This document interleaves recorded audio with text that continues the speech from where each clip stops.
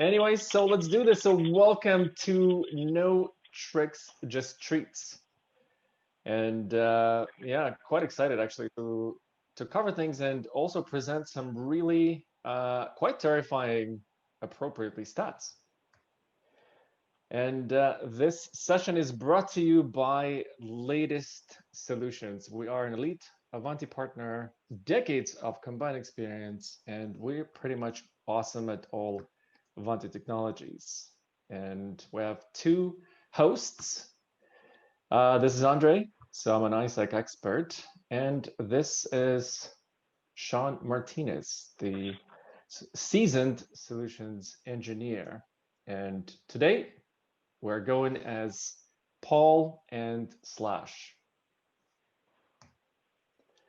All right, here we are. So just a few ground rules, although the audience is small, but typically we disable the mics. We encourage to post questions in the chat box or email us after the fact, and we will get back to you right away. And the session will be sent to all the participants and everyone who registered.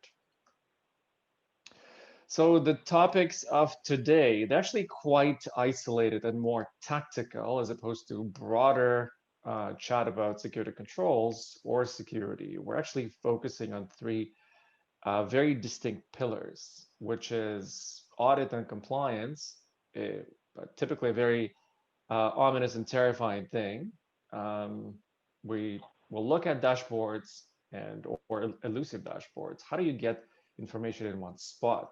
Concise, detailed, up-to-date, relevant, preferably real-time, and how easy it is to really get a hold of the risk, identify vulnerabilities, and remediate them. So let's jump into the real facts. And we try to pull some stats off the web and the news that have happened in Q2, Q3, sort of leading up to Q4. And what did 2020 look like? So one of the interesting headlines was July 2020, that today's mega data breaches cost staggering nearly 400 million in costs. And an interesting excerpt from the article, and you have the link below, talks about exploits of third-party vulnerabilities, which is an interesting thing that many companies tend to overlook. There is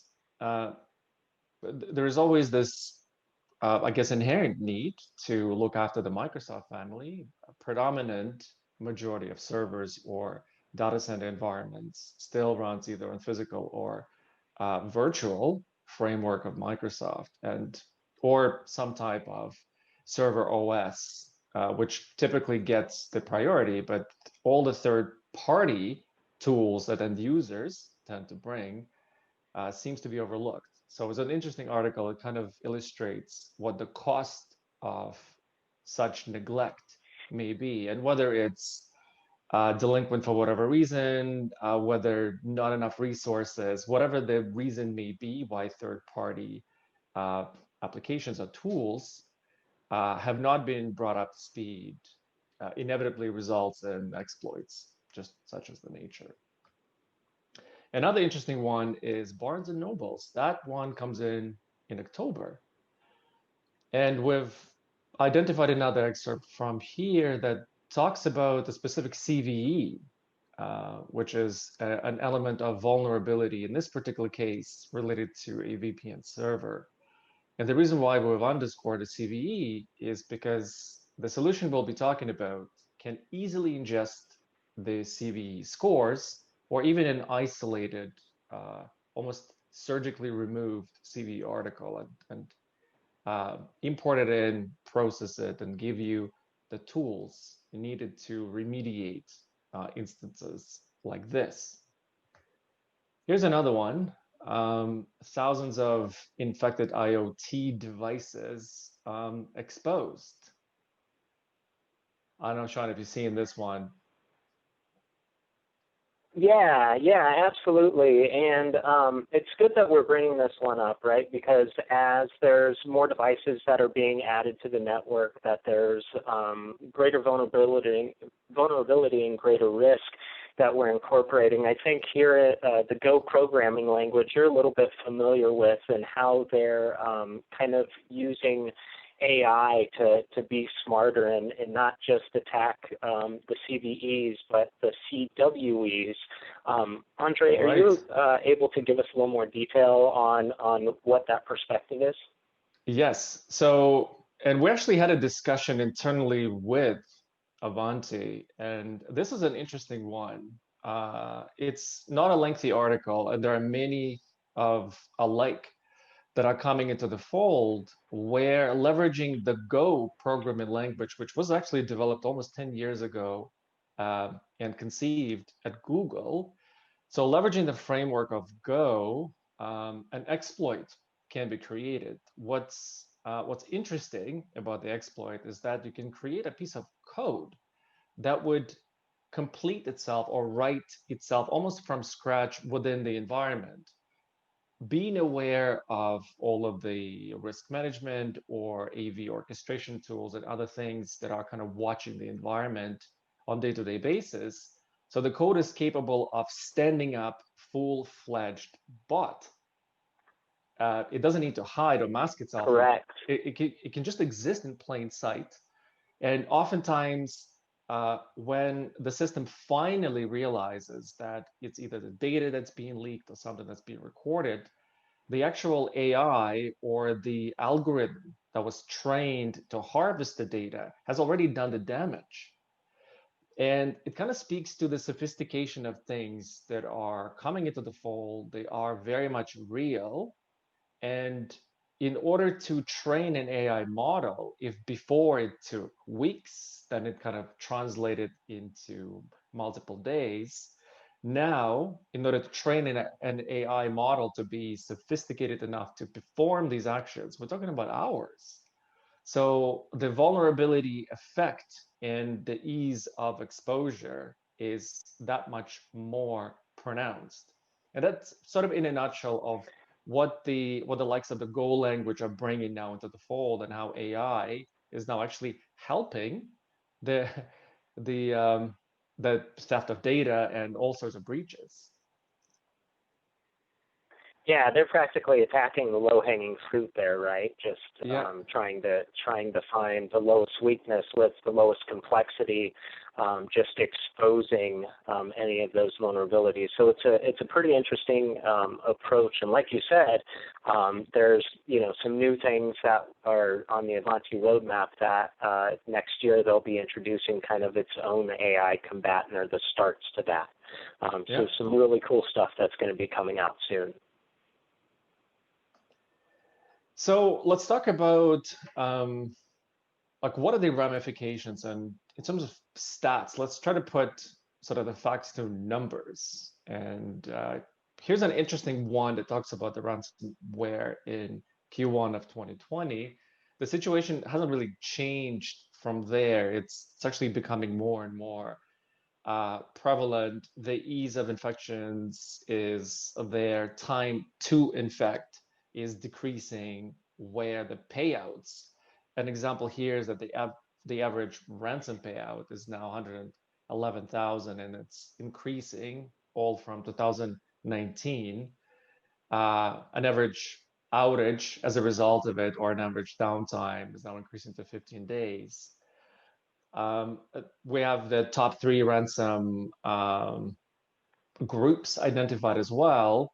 But what's interesting to see is the industries that are affected the most, and the situation really hasn't changed in 2020, would be professional and consumer services, public sector, and health sector. Yeah, absolutely. And the big one that we see there in red, right, is healthcare. And just yesterday, there was a press release from the Joint Cybersecurity Advisory that is using that Riot technology to go back and talk about or to exploit some WannaCry vulnerabilities from 2017. So they're attacking that even as early as yesterday. So it's Right. always a full-fledged force. And like we just talked about with those AI methodologies, they're going after old vulnerabilities to see what's exposed. So it starts to become scary stuff when people's lives are on the lines, right? In healthcare, maybe that's affecting a unit that's providing medicine or something like that. So definitely got to stay on top of those vulnerabilities. When you think about mission critical pieces of hardware, mission critical software, or mission critical middleware, anything of that nature, just like you said, it could be easily a medication dispensing cabinet that's affected by some sort of an outage. Something else you noted before, the difference between the Right. CVE and the CWE, which the latter is often also misunderstood or even ignored. The CW would stand for the common weakness, and it typically speaks to a vulnerability in a code. And what's interesting there is maybe a typical patch can, with a specific risk score, can see holistically what the program needs in order to be up to date. But the CWE nominator or denominator rather may be such that that piece of code is still exposed. And this is where this sort of the AI and compliance and comes into play. But an interesting fact, and thank you for the healthcare bit.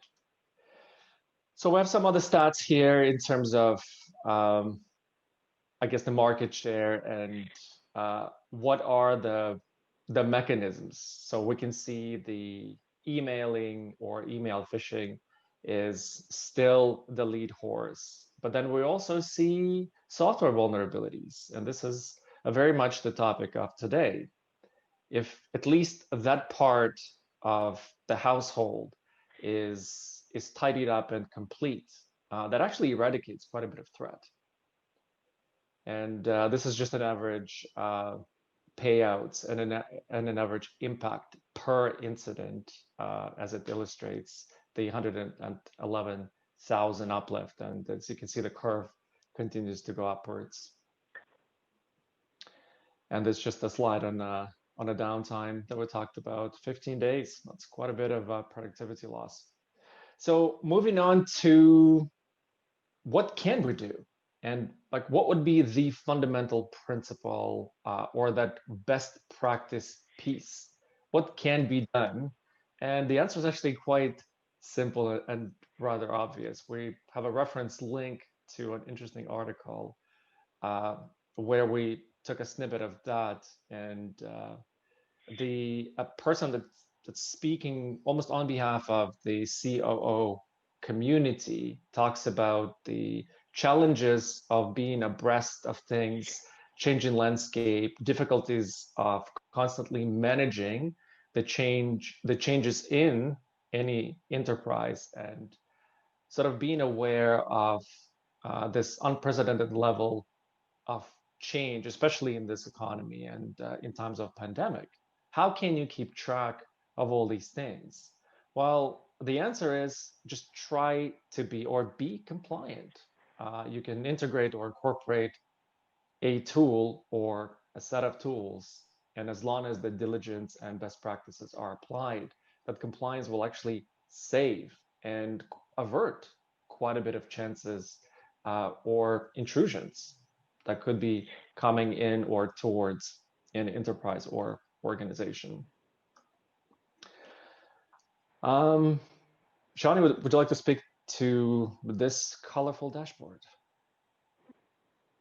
Yeah, so one of the things that Ivanti is unique in being able to provide is solutions around a lot of the Center for Internet Security guidelines for controls and resources on the basic CIS controls. So this kind of lists out the products and stacks that they're able to have. So really, it's understanding what's within your environment from the hardware and software side, having the continuous vulnerability management, who has administrative privileges, and then secure configuration, and how do we have that upkeep.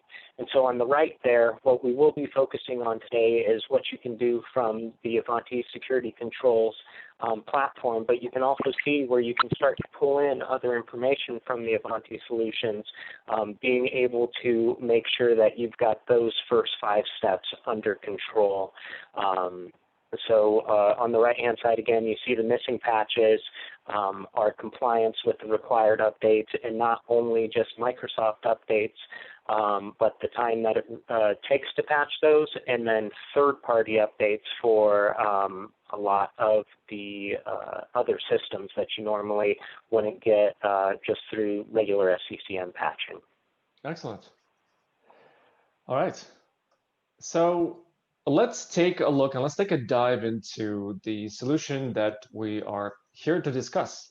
And the solution is called ISEC, or Ivanti Security Controls. And the reason why we picked this one, and we encourage anyone who is interested in bringing that compliance or honing on the audit requirements, who wants to have that level of assurance that the vulnerabilities are identified quickly and remediated just as expediently as they are detected, that is the tool. And what sets this tool apart is just a few bullet points that we've really highlighted. We go agentless. So the tool itself doesn't need a code or a piece of code functioning on an endpoint device. Once the console itself is in place, it is the console itself then that can, by virtue of having access to domain admin account, access the endpoint devices and perform detection, remediation, report on things, and provide this almost instant visibility into the environment just by simply being there. It brings incredible level of automation and scheduling pretty much right away. And we've performed multitude of executions and deployments of this product across many, many industries. And it's fascinating to see how manual laborious tasks that typically take weeks or days or sometimes months can be automated and converted into zero-touch process. We wanted to highlight the third-party patching, definitely going beyond Microsoft product, and this specific tool and the specific solution has the largest third-party catalog available. And what sets this apart is it updates automatically. There is no heavy lifting, no legwork that's required to bring in vulnerabilities associated with third-party catalog, and we'll take a look at that during a demo. Import of CVEs. We've seen earlier on in this presentation how critical it is to make sure that the CVEs that are reported or flagged by risk management tools like Qualys, Rapid7, Tenable, Beyond Trust, and others, how important it is to action the CVE definitions or CVE threats. And of course, virtual environment. You can discover, take a snapshot, and patch regardless of our power state, which is quite invaluable in many organizations because to save the physical footprint, to save on infrastructure as a whole, predominant use of VM would be to drive that physical versus virtual footprint. So a lot of devices, endpoint servers tend to be located on a virtual infrastructure, and this tool is an absolute artist when it comes to that. So what makes it a true turnkey solution? Really a couple of points. It can be implemented in under an hour, and it's tried and tested and true in many complex settings. It is still the case. And what makes this solution also unique is the requirements to actually put this in place and stand up a fully functional production-ready environment is still under an hour. It is absolutely not intrusive and poses absolutely no risk to any environment. If you have a CCM running and you rely on that heavily as your software distribution tool, no problem. This comes in and can play really well in the SCCM environment and can still drive and automate all the patches, whether they're third party or Microsoft related. You can set it and forget it. It's truly remarkable how quickly you can identify the set of endpoint or mission critical devices that you want to take control over and manage, and you can schedule and automate anything from reporting to patch or vulnerability scan and preload to all the way execution of those patches as they come available. And all that brings us to pretty much instant proof of value. As soon as the console or this environment is in place, which again can be accomplished in under an hour, you can perform your first scan and right away see your environment at glance, or you can drill down and see details. And it is something that we'll actually take a peek at once we talk about reporting. And again, be mindful of time. We will cover or try to cover the solution from the core elements perspective, how remediation process is done, what does third party mean, and going beyond Microsoft products, how easy is it to import the CVEs and reporting. That's those things are quite important. All right, let's dive into demo. I will quickly change the screens and off we go.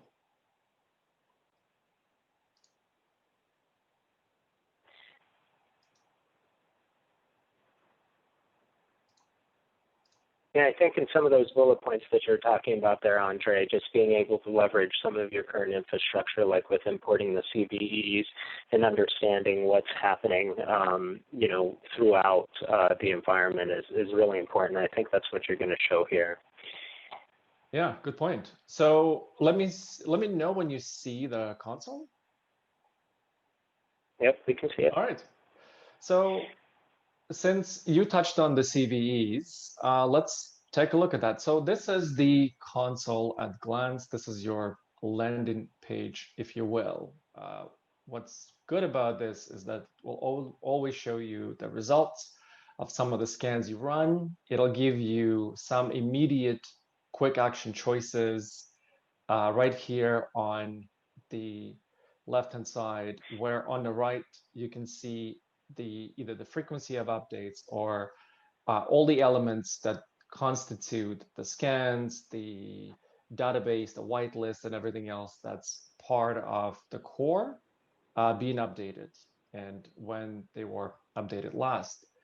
So, and right away, if you want to jump into action, you can, and you can bring the CVEs right into the fold from the main screen.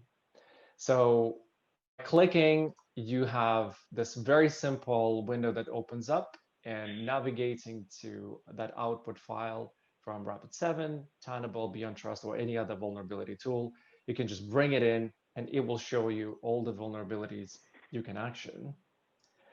So let's look at, let's talk about audit and compliance, because it was sort of one of the burning topics. And how quickly is it that we can identify the group of endpoint devices or machines we want to scan? What if they were flagged and given to us by risk management or security tools saying, here's a group of servers that have been identified for whatever reason? So how quick is it to go from that statement to analyzing whether there is actually a threat, and how quickly from there can it be actioned and remediated? So we can go to machine groups, and we actually built out a placeholder container. We called it Audit and Compliance. So we expand that real quick. There are no devices here yet.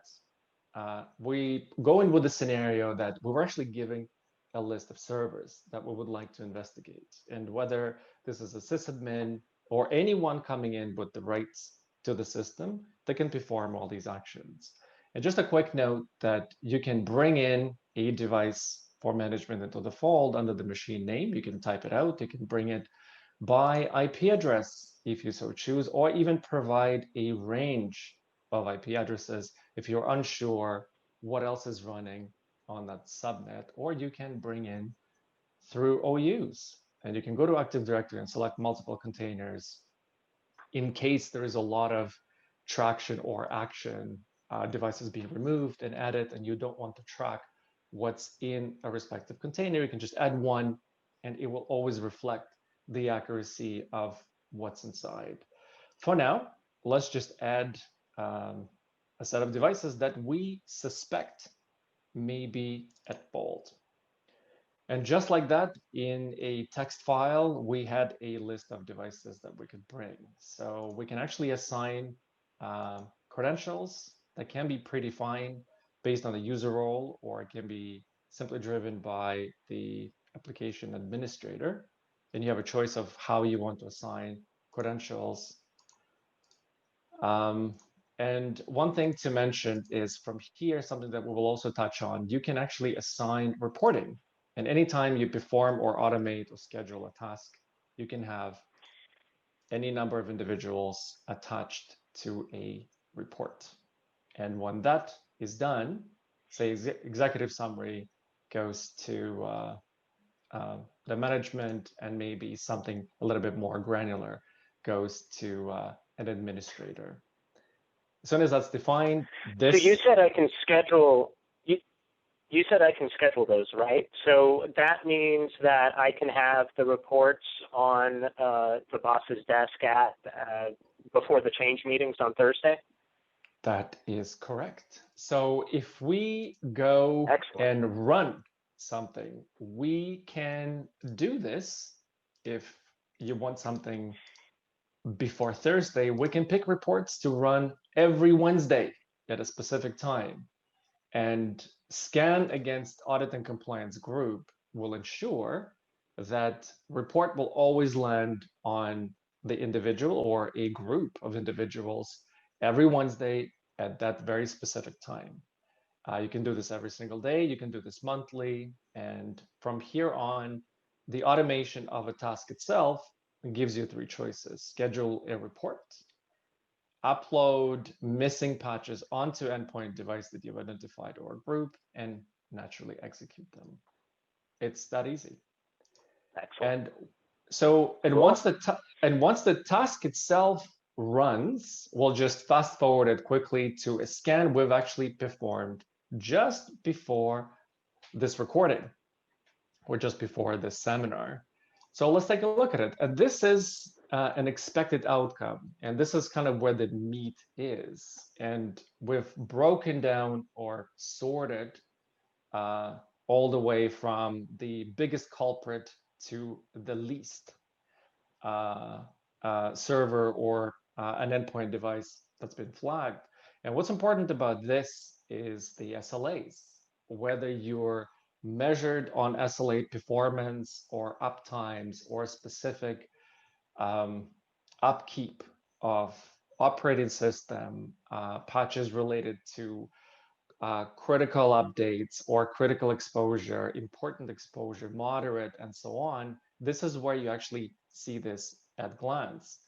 And what's neat about this, aside from the SLA and percentage breakout, you can actually action things from here.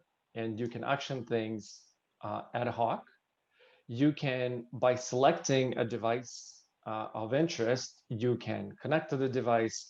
You can drop down further below and identify patches that are missing and kind of learn what are those.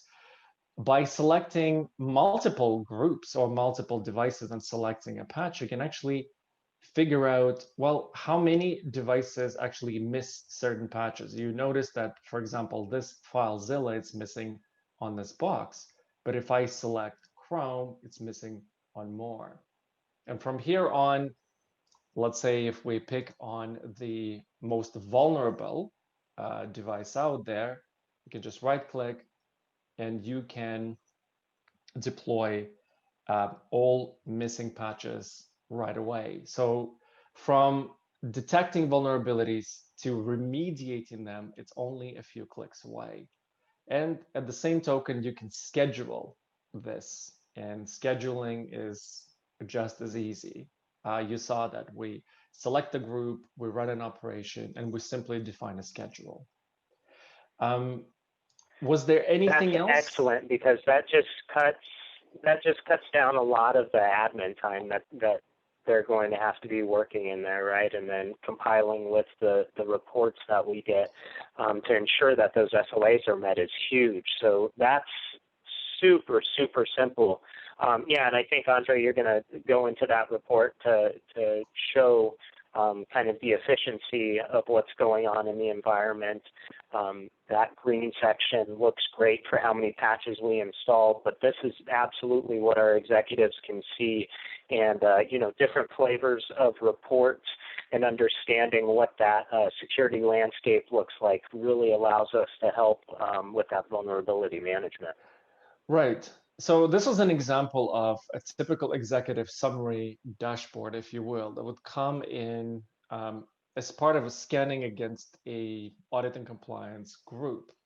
Earlier on, we saw that you can either select groups of individuals or a single person, and every time something is scheduled, this report, as you noted, I'd like for my team to have it every Thursday. This is what you would see.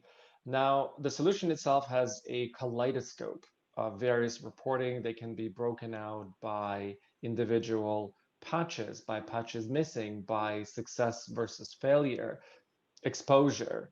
And you can even blend in things like hardware summary or software summary, sort of running your relatively simple asset summary against a device and then comparing a report against validity of third-party exposure versus installed applications or anything like that. One thing I wanted to quickly note, which kind of goes into one of our topics, is third-party cataloging. What does that look like? And how complex is it to access something like that or schedule a scan based on this third-party list? So we have a few of those templates built out, but we can just pick the one that's called All In and quickly go over. And this kind of exhibits or shows how simple it is to either select everything that's deemed to be whitelisted or put something into exclusions. Every once in a while, we have a question about exclusions. What if I don't want to patch or scan my Adobe Acrobat? No problem, you don't have to. And the reasons could be many. It could be a legacy applications that you're trying to preserve. It could be a specific code if you're a developer that you don't want to overwrite. So you can also create a set of exclusion filters and put patches or isolate individual patches or key articles. But also just if you're trying to run a quick scan and create this super wide net, you can. And at the same token, you can exclude things from that scan to have the quality of results be a little bit more fine-tuned. So all you need to do to have access to this third-party cataloging, and we can just quickly expand just a couple to give you a flavor how deep it goes and the level of support. You simply either check or uncheck things you want on the left-hand side, and on the right-hand side, you can pick the severity or criticality of updates. Maybe you want all of the security updates to be scanned for. Now, it doesn't mean that the application will suddenly push everything that it finds and it says you could have access to X. It won't. It'll simply run the scan against the possible remediation versus what you actually have installed and give you that delta saying, well, you do have SQL 2008 R2 running. You do have Chrome, a specific build, and these are the patches available to you based on the criteria. And you can look for security tools, maybe critical and important, other ones you want. You can select non-security patches, which deals with the stability of an interface maybe. It could not be a risk factor, but improvements to UI may also be reflected, and you can pick those up as well. And once you save it, that is it. And notice there is no time frame associated with it, which means all the heavy lifting is done by security controls. It will go out to the vendor. It will confirm what's the latest and greatest patch definition available to me for that specific app, and it will download it. One of the questions that we receive is, do I need to know where to go to download patches for Chrome, Apple, VLC? No, you don't. The application does this for you, and this is as complex as it gets. Simply put a checkbox against the family of products of choice, save it, and that's it. And you set it and forget it. We are at 141 mark, 142. I wanted to pause and see if we have any questions from the audience, because we typically run this There's a question about, there's a question about having SCCM and what's the benefits of a tool like this. Do you want to talk to the SCCM plugin that's available from Ivanti? So, well, there's been an update to a CCM plugin, but the traditional one that was available from Ivanti is effectively a module, so that plugs in and it sits within SCCM itself. So the orchestration and the architecture of how everything behaves is still driven by Microsoft in this case, where the plugin assumes the role of teasing out and bringing into the fold all the third-party updates, and it shares the same properties as the security controls that you see. The difference is you can't really provide distribution or scheduling or any of the things that we've actually covered here, because the plugin has to rely on the operations and operability of a CCM itself. So whatever the schedules you have and however you, whatever the delivery mechanisms are, would still be driven by SCCM. Nevertheless, the plugin will still bring you the third-party content that SCCM is otherwise missing. Excellent. Thank you. No problem. And that seems to be the question. So, so we can hop back. Yeah. Yeah. So we'll hop back into sort of a recap, and again, time constraints. What we wanted to almost tactically talk about was to give some color to the actual exposure and the articles that are being published. There are numerous sites, I guess, where you can pick this information and see how the numbers keep escalating day to day, month to month. And 2020 is certainly a lot more, or illustrated a lot more exposure compared to the last year. And what we wanted to illustrate, at least in this dialogue, was what do you need to govern your environment? Well, compliance. A tool like security controls can definitely ensure that you can be compliant, because the ease of bringing visibility to vulnerabilities and exposure is quite unparalleled. It's really, really simple. It's very, very quick, and it's robust. So you can definitely count on schedules to perform as designed. You can definitely not rely on grueling and scrupulous attempts to manually figure out where the exposure is. You can actually act on that. In terms of executive level dashboards and reports, it goes either 30,000 foot view, or it offers you 30,000 foot view all the way to the grassroots. It all depends on what you want to see. But the main point is you have the capacity and you have access to all of it quite easily. And as Sean illustrated in his demand, can I have it on Thursday? Yes, you can. And it's only a few clicks away.